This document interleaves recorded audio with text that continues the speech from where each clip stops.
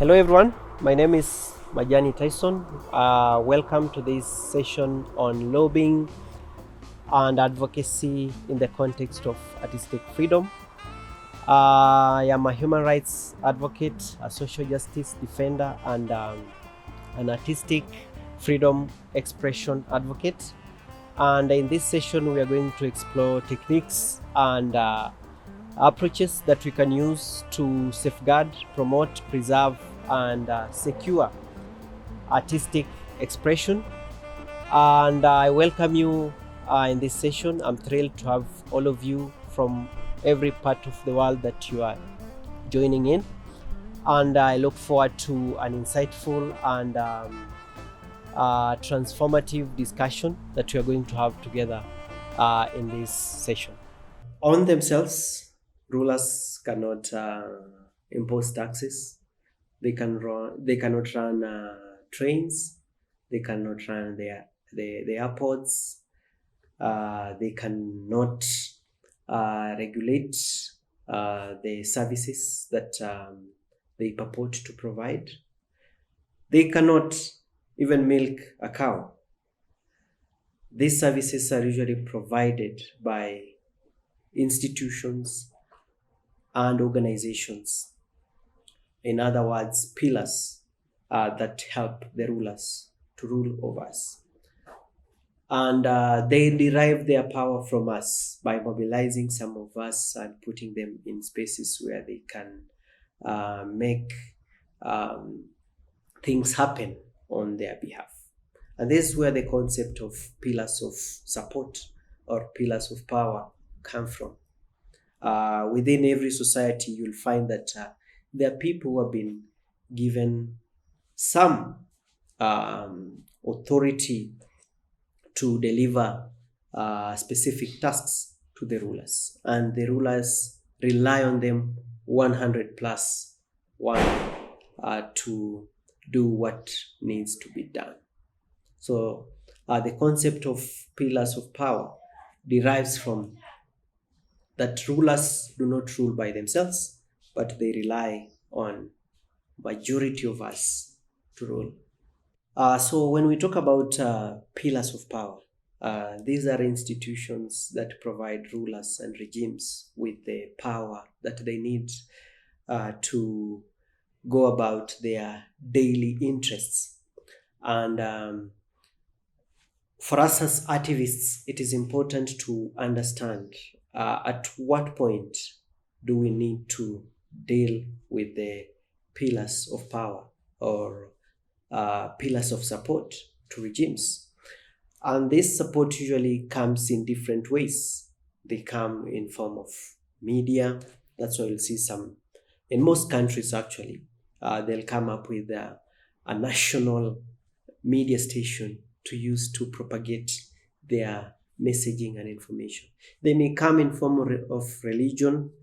They may come in form of public service, the police, the military, and even the civil, or what we call the public service. So all these institutions have been put into place to support the rulers to go about their interest.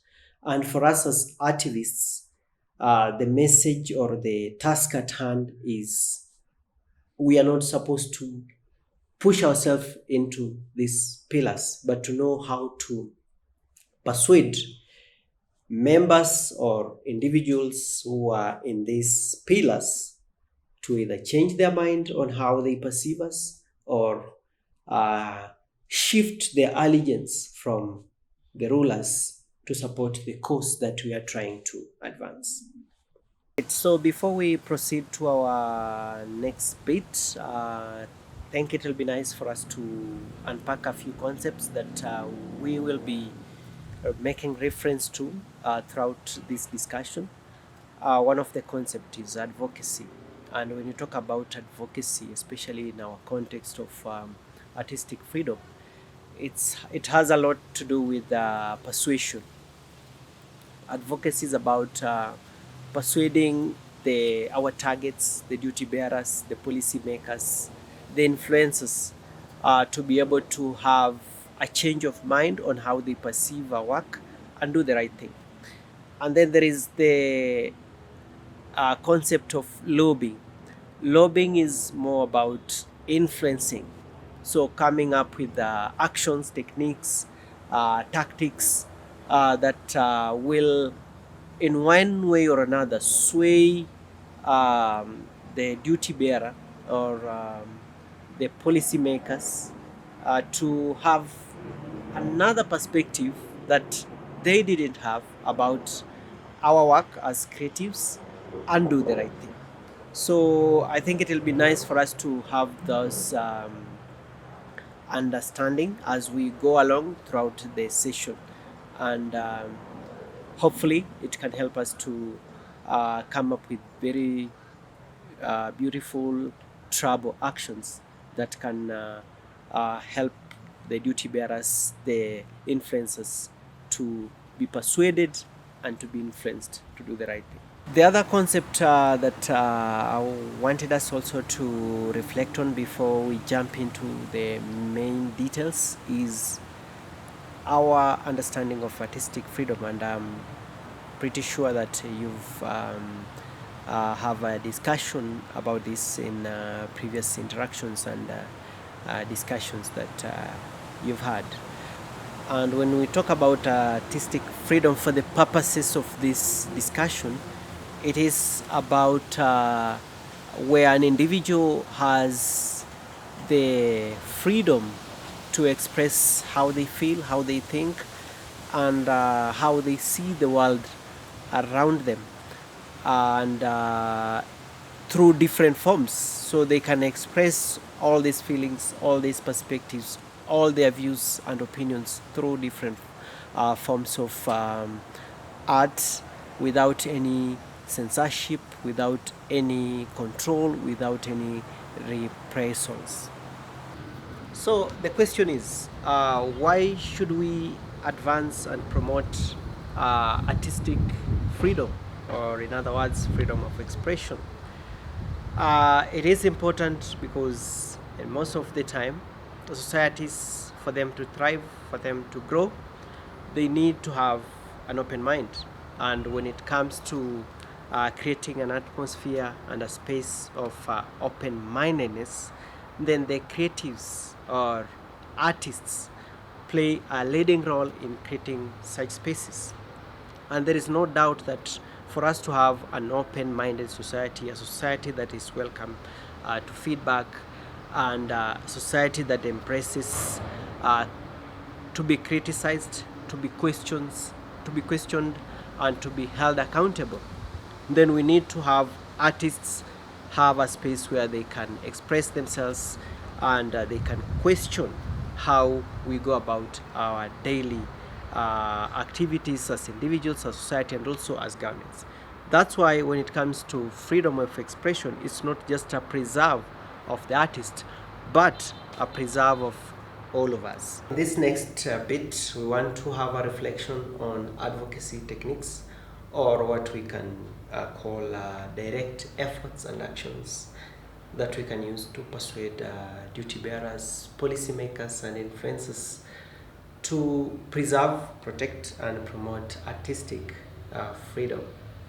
And there are different techniques which I believe you've already used, and we are going to do a reflection on them, how effective they are, and how you can use it to advance artistic freedom. So one of the advocacy techniques that which I'm pretty sure that most of you have tapped into it is the submission of petitions to duty bearers.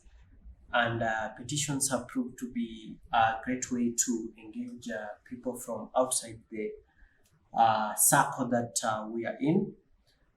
And it helps us to extend our support base and reach out to people who relate to the work that we do.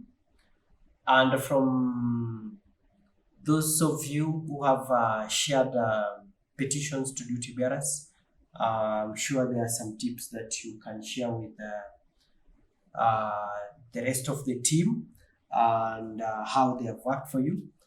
from the consultations and discussions I've had with some of the artists who have used this tool to advocate for their right to expression, they have mentioned that one of the good thing about petition, it helps when you get some of the well-known artists to append their signatures to this to your petition, because they have good following, and they can attract a lot of their followers to follow the demands that you are sharing. And also, when it comes to using this tool, the more signatures you gather, also from within the art space, the more it'll have impact. So if you can have many of your members append their signatures to the petition, it will really work better. And a good example is from Uganda. Artists came together to present a petition to the National Assembly of Uganda through their federation, the Uganda National Musicians Federation, UNMF. They petitioned Parliament, urging the members of Parliament to amend the Copyright and Neighboring Rights Act of 2016 to protect intellectual property rights from infringement. And one of the key issues that they raised in that petition was about the royalties that come from music and other pieces of art. They felt that there was no fairness when it comes to distribution of royalties. And all of them, apart from just putting their signatures on the petition, they mobilized themselves and went to present that petition in the Ugandan parliament, which was debated on the floor of the House, and consideration was given to amend the act. The other technique that you could tap into is when one of us is arrested or placed into custody, our attendance of their trial really matters a lot. So it will be great for us to build solidarity, work with lawyers, human rights advocates, and mobilize ourselves to attend any trial that one of us is subjected to when they are exercising their human right to artistic expression. When it comes to attending trials, what usually is important for us is to express that we are dissatisfied. When we attend these trials, we express that we are dissatisfied with the way freedom of thought, freedom of expression, and freedom of opinion is being curtailed. And most of the time, it sends a strong message to the rulers and the authorities that there are people watching their actions. There are people watching how they are handling artists and how they are expressing themselves. The other technique that could also help us in terms of advocating for artistic freedom is to stage up initiatives that support artists who are at risk.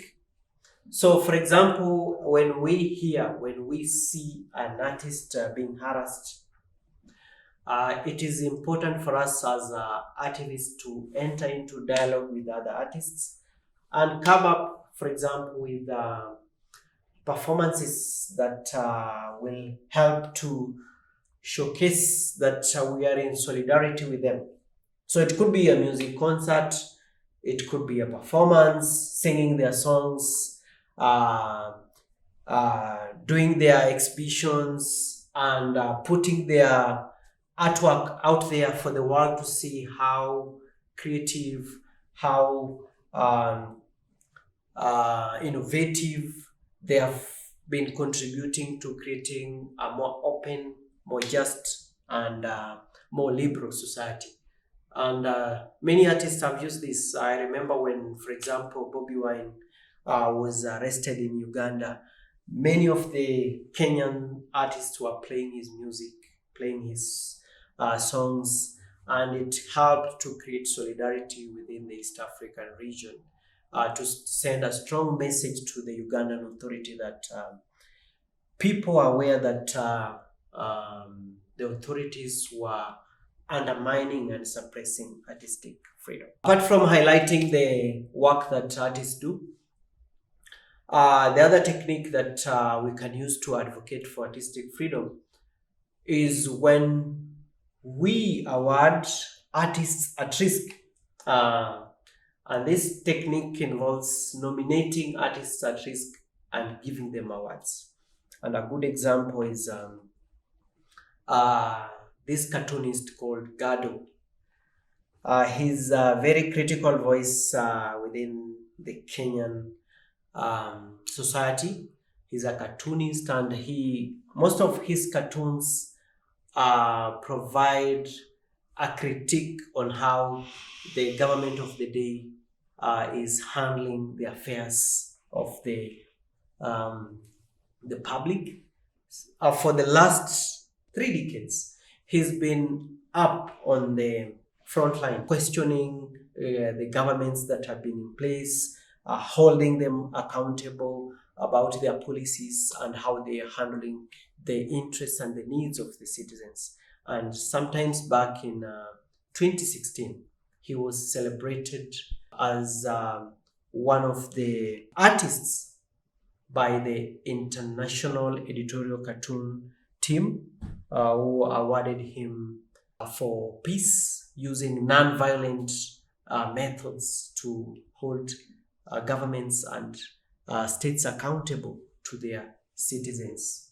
So when we celebrate, when we award artists who speak truth through power, it inspires them, and also it deters the authority from doing harm, because you see their image is usually up there on the global scene. And then the other technique is don't panic, mobilize, and organize. Most of the time, when one of us is repressed, we tend to step back and feel like there is nothing that we can do. But the truth of the matter is, when we participate in the mobilization in the defense of artistic freedom and in the defense of artists at risk, we inspire them to step up, and also we inspire ourselves to step up and influence changes in legislations and policies that will have a long impact when it comes to opening up and expanding the freedom of artists. As we come towards the end of our session, I would like us to also delve into a very critical component when it comes to advocacy. When it comes to advocacy, our individual efforts might not really count much, because we become very vulnerable and exposed to those who are keen to suppress freedom of expression. And this is when the power of solidarity, coalition building, and alliance building comes in. And as activists, it is important for us to come together and form consortiums, form coalitions, form networks that can enable us to have collective voice on the issues that matters to us as activists. And when it comes to coalition building, it is important because when we come together with like-minded artists, organizations, and activists, together we will be able to have a unified voice that is able to pass messages that hold duty bearers accountable. And also, when we come together, we are able to pull together resources that we can use to strengthen our advocacy efforts. There are different ways we can build coalitions or networks and solidarity groups that we can use to protect our rights as artists. And one of the coalition building 101 thing we can do is to, in our organizations, in our spaces, if we could create safe spaces, especially for activists who are escaping persecutions from their countries, provide with them a space where they can um, continue doing the work that they love doing, and also support them through psychosocial support, understanding how they can navigate the repression that they are facing from their countries. The other method or technique that we can use to build coalition is in our individual organizations and spaces. Are we able to create information hubs on artistic freedom? And information hubs is just like, do we have a space where artists can have information available to them on artistic freedom and artistic risks, and how can they navigate, how can they address those risks? So sometimes when we want to expand artistic freedom, it's not just about questioning the states, but it's also about, are we availing information to artists to know how to go about the risk that they are facing? And they say information is power. Other than that, we can also create or build coalition through harvesting best practices when it comes to artistic freedom. And this one we can liaise with performance art, performance and arts venues, organizations, ministries, institutions, and even funding bodies, and consult them. How do we create a safe space? How do we support artists to deal with even sensitive topics within their jurisdiction? Because we cannot stop questioning authorities. We cannot stop delving into controversial issues within our borders. We have to question them, and it's the duty and the responsibility of an artist to do that.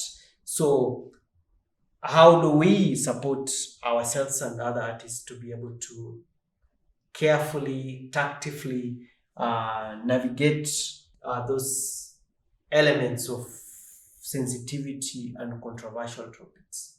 And then one of the other ways that we can build solidarity for effective advocacy is when we can be able to create time, attend, and provide independent thoughts of artworks and performances that are under threat. And this one is critical because when we attend and provide independent reviews of artworks and performances under threat, we help to ensure that the independence of the artist is preserved, and we help to provide a wide coverage of how we can counter ill-informed opinions about artistic freedom and expression.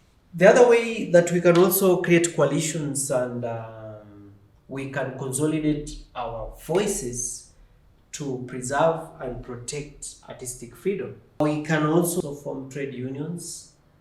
They could be local, they could be regional, where we consolidate artists into a single trade union to advance the interests. It could be social interest of the artists, the economic interest of the artists, the political interest of the artist, and any other interest. And a good example, we have this network called Arterion. And Arterion is a network of artists, cultural workers, institutions, and others in Africa who are working towards enabling a sustainable environment for democratic arts in Africa. Some of the activities that these organizations have done have included offering international solidarity. So, for example, when there is an artist in Gambia under threat of suppression, you'll find if there is a union in Senegal, they'll issue statements condemning about the suppression of freedom of thought in Gambia. So if we come together and establish solidarity groups, it will help us to speak with one voice when there is attack on artistic freedom. There is very great development also on the continent, especially with the emergence of PANAF, which I believe all of us are very familiar with it, the Pan-African Network for Artistic Freedom. They're doing a lot of great work trying to bring together artists to have one solidified voice for free speech. And it is a good platform for us to join as artists and speak as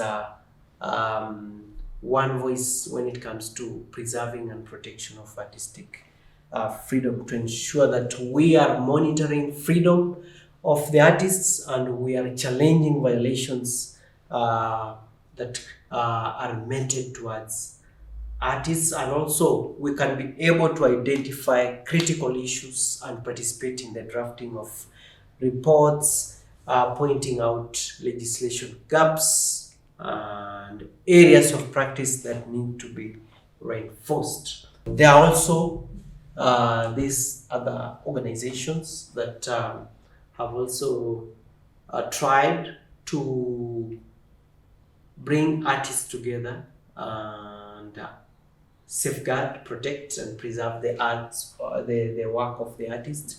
One of these is Amnesty, Article 19, Artwatch Africa, Famous, Frontline Defenders, Human Rights House Network, Human Rights Watch, Index on Censorship, the International Federation for Human Rights, International Freedom of Expression Exchange, PEN International, among other organizations.